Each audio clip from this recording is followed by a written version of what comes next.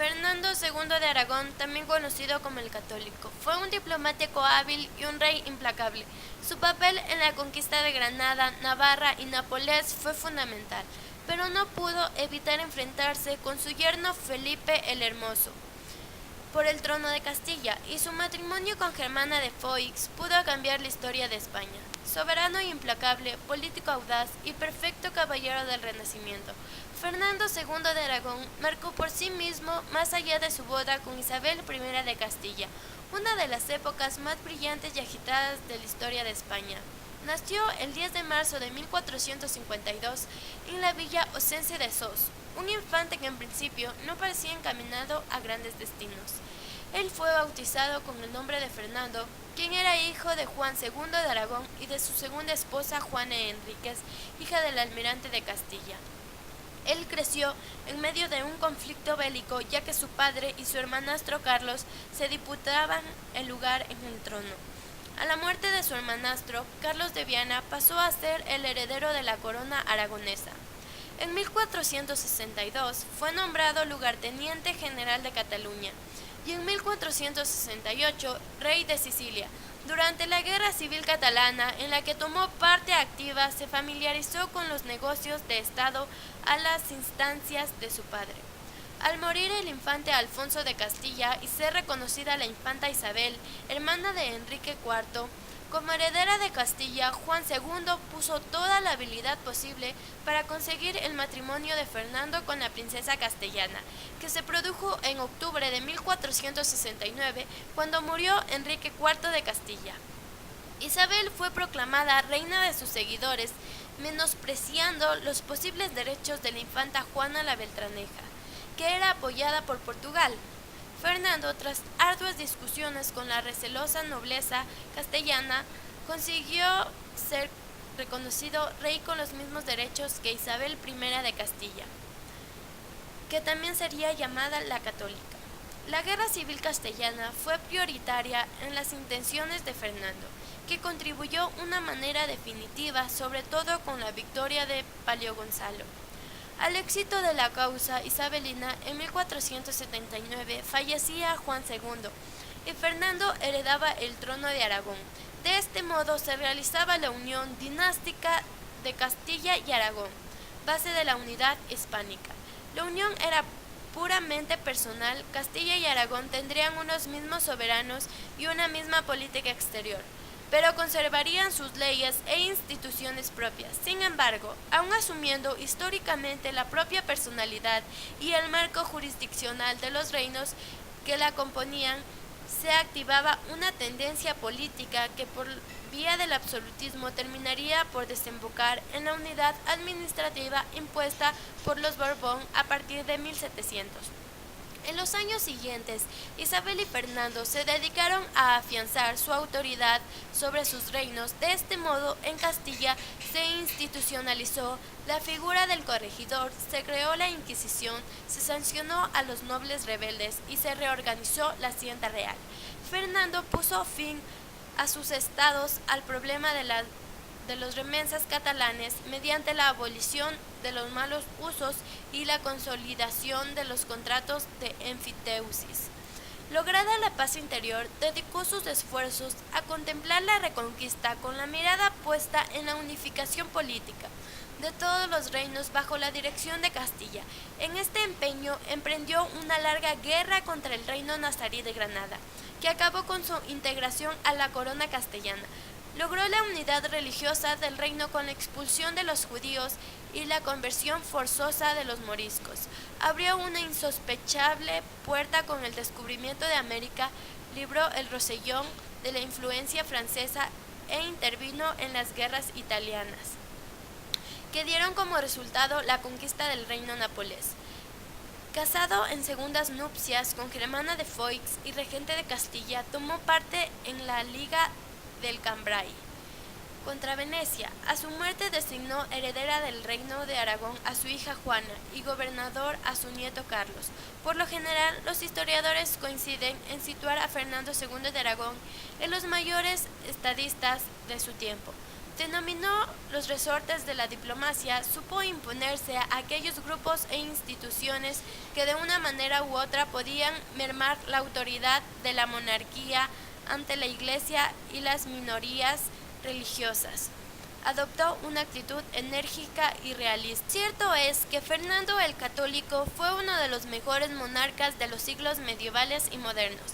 Desde luego, uno de los más grandes y el que puso los cimientos del Imperio español de los siglos XVI y XVII, la mayor potencia del orbe. Isabel I la Católica, también llamada Isabel I de Castilla, nació el 22 de abril de 1451 en Madrigal de las Altas Torres, reina de Castilla y León y de la Corona de Aragón, hija de Juan II de Castilla y de Isabel de Portugal.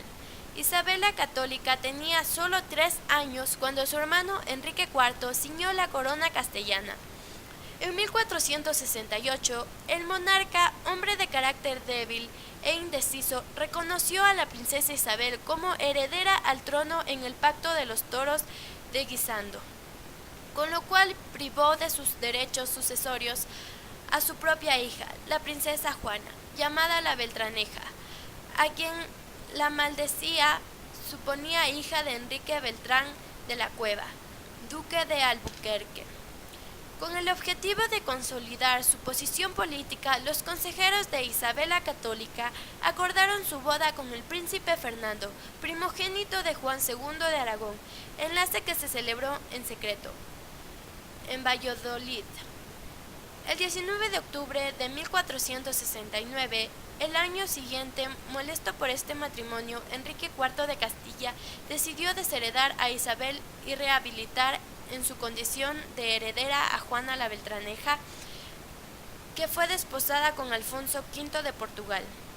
La consecuencia fue que a la muerte del rey en 1474, un sector de la nobleza proclamó a Isabel soberana de Castilla, mientras que otra facción nobiliaria reconocía a Juana, lo cual significó el inicio de una sangrienta guerra civil. A pesar de la ayuda del monarca portugués a la Beltraneja, el conflicto sucesorio se decantó a favor de Isabel. En 1476, a raíz de la grave derrota infligida a los partidarios de aquella por el príncipe Fernando de Aragón en la batalla de Toro. Los combates, sin embargo, se sucedieron en la frontera castellano-portuguesa hasta 1479, en que el Tratado de Alcoba supuso el definitivo reconocimiento de Isabel como reina de Castilla por parte de Portugal, además de limitar el área de expansión castellana en la costa atlántica de África. Aquel mismo año, por otra parte, el óbito de Juan II posibilitó el acceso de Fernando II de Aragón al trono de la Confederación Catalano-Aragonesa y la consiguiente unión dinástica de Castilla y la Corona de Aragón. Las líneas maestras de la política conjunta que desarrollaron Isabel I de Castilla y Fernando II de Aragón, que pasarían a la historia como los reyes católicos, fueron el afianzamiento y la expansión del poder real, el estímulo de la economía, la conclusión de la reconquista total a los musulmanes del territorio peninsular y el fortalecimiento de la fe católica. Para consolidar y prestigiar la monarquía, la reina implantó la Santa Hermandad, institución encargada de garantizar la estabilidad del orden público y la administración de justicia. Abolió las prerrogativas otorgadas a la nobleza por Enrique IV y convirtió el Consejo Real en el principal órgano de gobierno del reino en detrimento de las Cortes. En el aspecto económico, Isabel la Católica saneó la hacienda pública merced a un estricto sistema fiscal e incentivó el desarrollo de la ganadería ovina y del comercio lanero.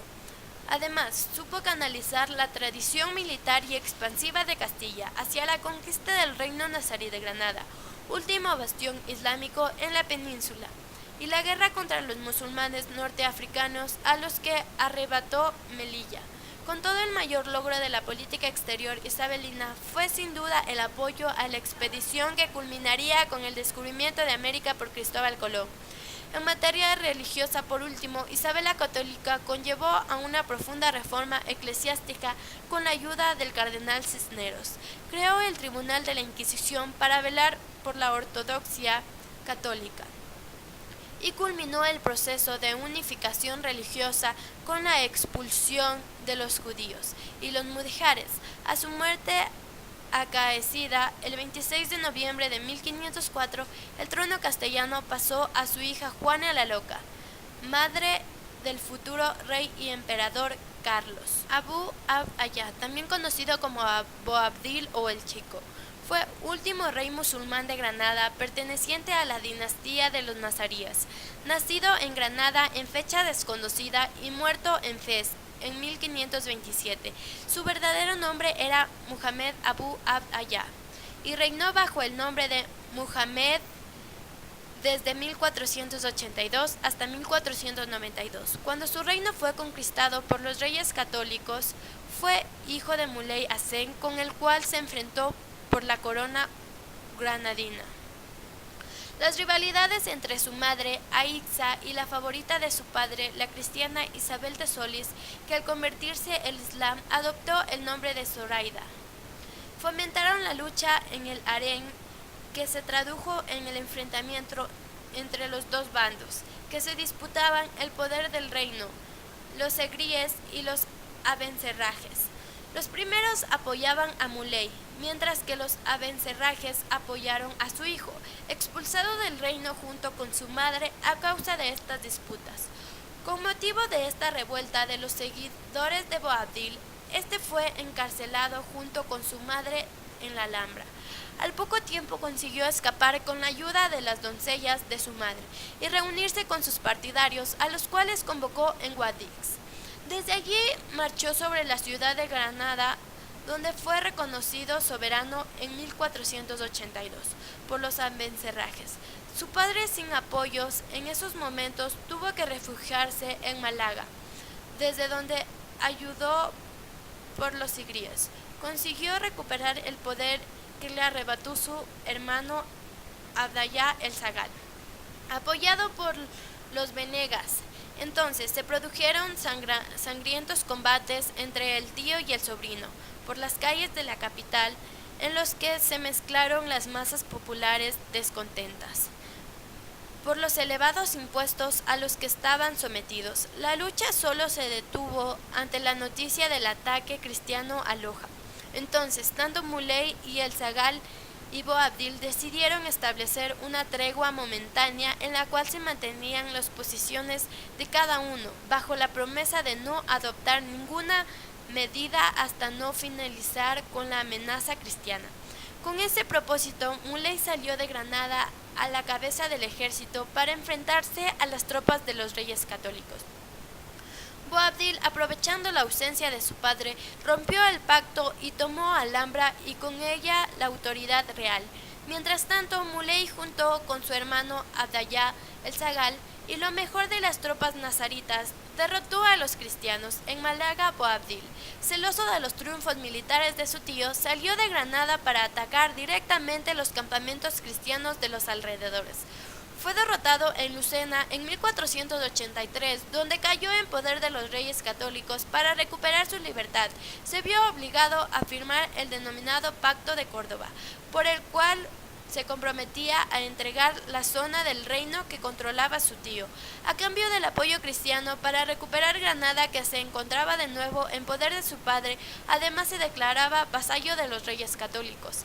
A la muerte de Muley, en 1485, sus partidarios promovieron al trono a su hermano el Zagal, lo que volvió a desatar guerra civil impulsada por los reyes católicos, que apoyaron con tropas las pretensiones de Boabdil para continuar de este modo con su política de debilitar al reino nazarita con continuas guerras intestinas.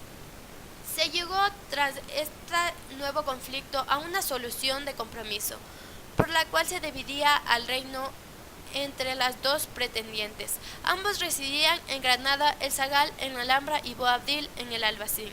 En 1486, los cristianos reanudaron las hostilidades contra Granada. Tras considerar que el pacto alcanzado por los caudillos musulmanes rompía la anterior tregua establecida con Boabdil, las tropas cristianas sitiaron la ciudad de Loja y capturaron de nuevo a Boabdil, que había acudido a defenderla. Se le impuso la renuncia al título de rey de Granada, a cambio del cual recibiera uno de grandeza de España. Ello le ocasionó de nuevo el enfrentamiento con su tío y la guerra civil que finalizó cuando los cristianos sitiaron Vélez Málaga, a cuya defensa acudió el zagal. En ausencia de Boabdil, se adueñó de la totalidad de la ciudad de Granada y el zagal tuvo que refugiarse en los últimos territorios que aún poseía, Guadix, Almería y Baza. Desde el zagal fue derrotado por las tropas cristianas.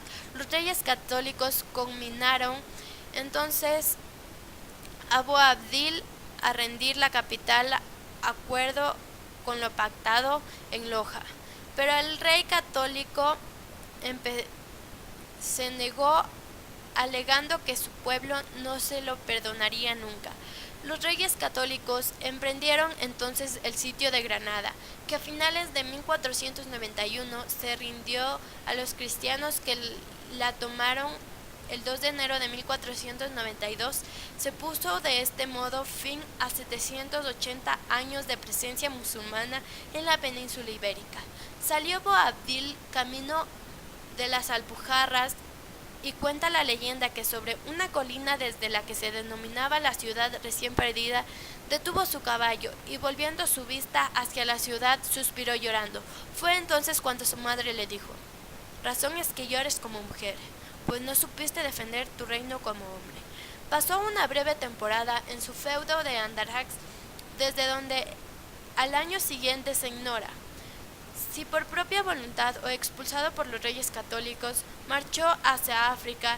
Vivió el resto de su vida como un príncipe en el reino de Fez, gobernado por su parienta Muley Ahmed Ben Merini. Junto a esta luchaba en la batalla del Vado de Vacuna en 1527, cuando recibió una herida que le causó la muerte. El impacto. La Guerra de Granada fue el conjunto de campañas militares que tuvieron lugar entre 1482 y 1492, emprendidas por la reina Isabel I de Castilla y su esposo el rey Fernando II de Aragón, en el interior del reino nazarí de Granada, que culminaron con las capitulaciones de Granada del rey Boabdil, quien había oscilado entre la alianza, el doble juego, la contemporización y el enfrentamiento abierto con ambos bandos, y que tuvo como consecuencia la integración con la corona de Castilla del último rey musulmán de la península ibérica, finalizándose el proceso histórico de la reconquista que los reinos cristianos habían comenzado en el siglo VIII y por el cual el Papa Alejandro VI reconoció a Isabel y Fernando con el título de reyes católicos en 1496. Los 10 años de guerra no fueron un esfuerzo continuo, solía marcar un ritmo estacional de campañas iniciadas en primavera y detenidas en el invierno. Además, el conflicto estuvo sujeta a numerosas vicisitudes bélicas y civiles.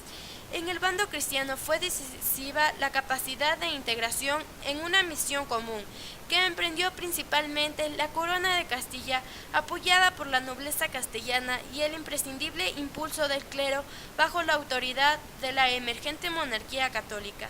La participación de la corona de Aragón fue de menor importancia. Aparte de la presencia del propio rey Fernando, consistió en la colaboración naval, la aportación de expertos artilleros y la empréstito financiero. En el bando musulmán fueron notables los enfrentamientos internos que favorecieron al éxito de sus contrarios.